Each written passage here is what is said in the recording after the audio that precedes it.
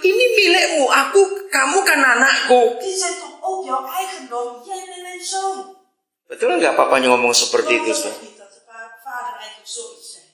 Jadi anak ini yang hilang. Jadi papanya kaget, saudara. Dus de vader is helemaal geschrokken.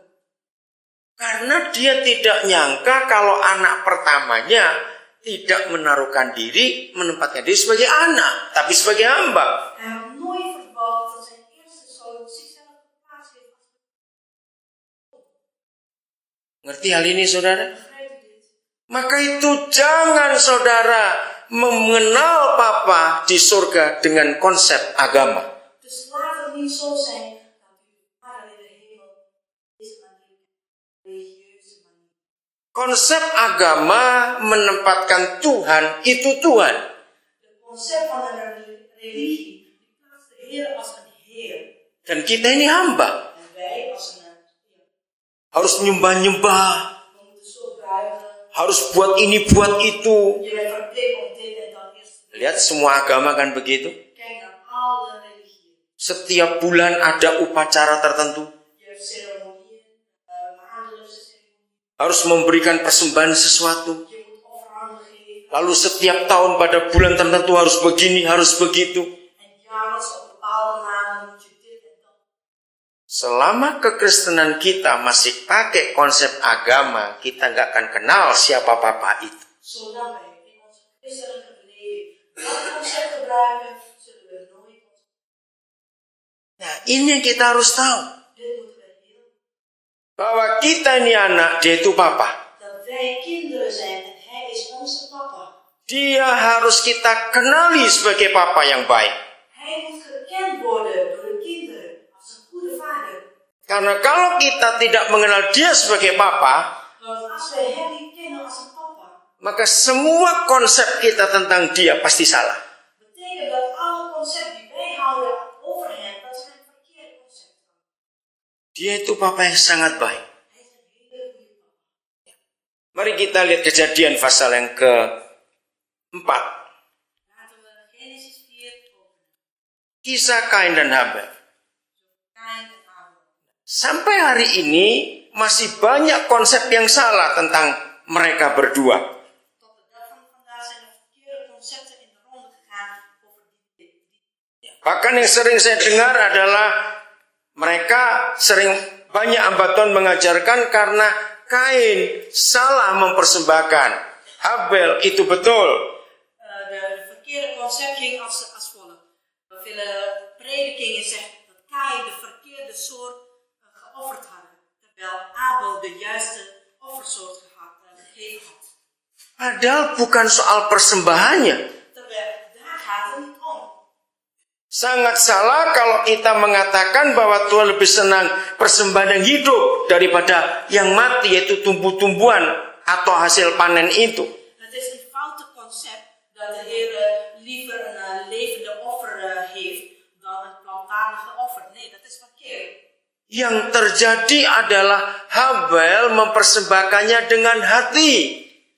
Wat werkelijk gebeurt is dat Abel met heel zijn hart gegeven had. Tapi Kain tidak. Maar Kain niet. Ya, lihat ayat yang keempat. Kijk naar vers 4. Atau mulai ayat yang ketiga supaya kita tahu apa yang dibuat oleh Kain.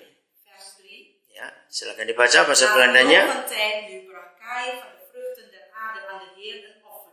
Nah, jadi nggak salah. Dit is niets verkeerd. Dari hasil bumi, hasil tanah yang dia olah, dia persembahkan kepada Yahweh. Tidak salah. Hij geeft een offer vruchten van de aarde. Dat is goed. Ayat 4. Maar vers 4. Ook Abel bracht er een van de eerstelingen zijner schapen van hun vet. En de Heer sloeg acht op Abel en zijn offer. Sama juga, Habel pun mempersembahkan dari jeripayanya. Het is toch hetzelfde. Van zijn hard werken en de resultaat daarvan offerde hij. Saudara, jangan menganggap Tuhan seperti ini.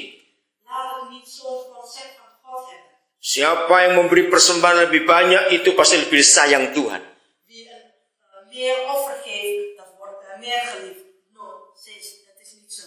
Kalau sampai Tuhan kita seperti itu, Als we zulke God hebben, saya nggak mau percaya dia. nou dan wil ik niet in hem geloven. Berarti dia mata duitan. Dat betekent dat hij eigenlijk geldzuchtig is. Betul tidak? Klopt het of niet? Tuhan tidak pernah mengasihi kita karena nilai persembahan kita. God houdt ons niet vanwege de waarde van onze offer. Saudara setuju akan hal ini? Nah, kita harus tahu kebenaran itu. We moeten van dit waarheid eigenlijk. Ayat 5. Vers 5. Maar op Kaïn en zijn offer sloeg hij geen acht. Toen werd Kaïn zeer toornig en zijn gelaat betrok. Nah, ini penyebabnya.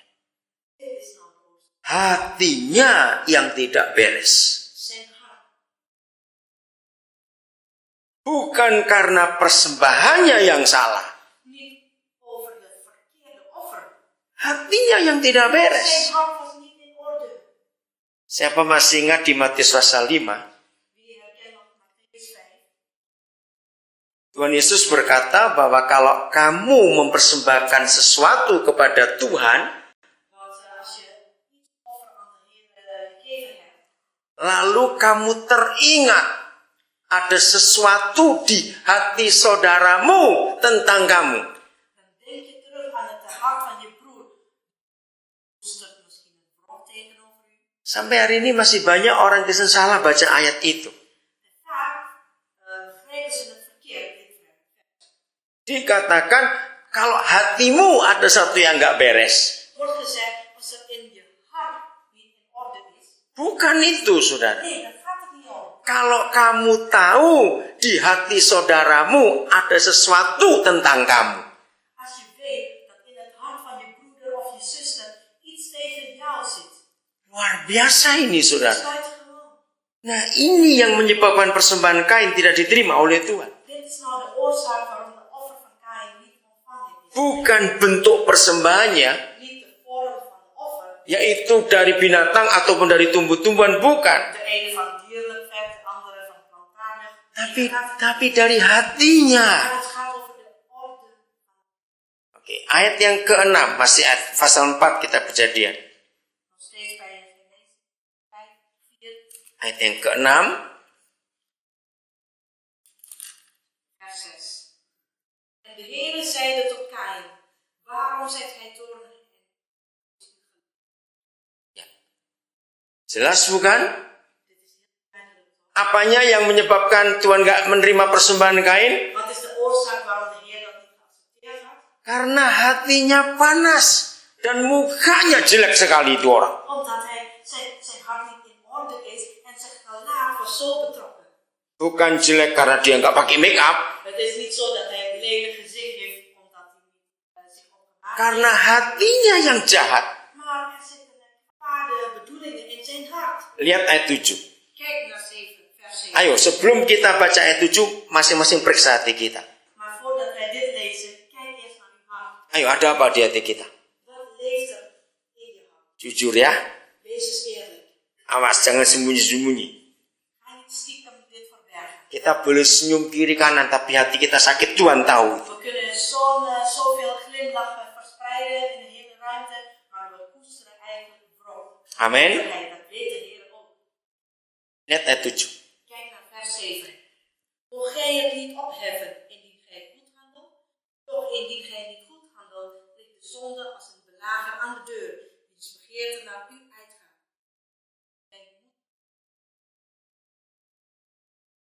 Kira-kira di pintu hati kita ada siapa? Kijk naar de deur van onze hart. Ayo jujur. Wees eens eerlijk. Malam ini sebelum tidur bereskan. Voordat je naar bed gaat, maak dat in orde. Ada siapa di pintu hati, di luar pintu hati kita? Wie wacht net precies buiten de deur? Kalau Kain menuruti apa yang Tuhan katakan di ayat 7, Als Kaïn eigenlijk luistert naar de Heer in de vers 7, apakah kamu tidak akan berseri jika engkau berbuat baik? zal je geen blije gezicht trekken als je een hart hebt. Tetapi jika engkau tidak berbuat baik, Doch indien gij niet goed handelt, saudara, ini baru rencana, dit is pas het plan. belum berbuat. Het is nog niet de daden. Ya, rencana dalam hati. Het is alleen maar overwegingen. Tetapi, maaf, Tetapi jika engkau tidak berbuat baik,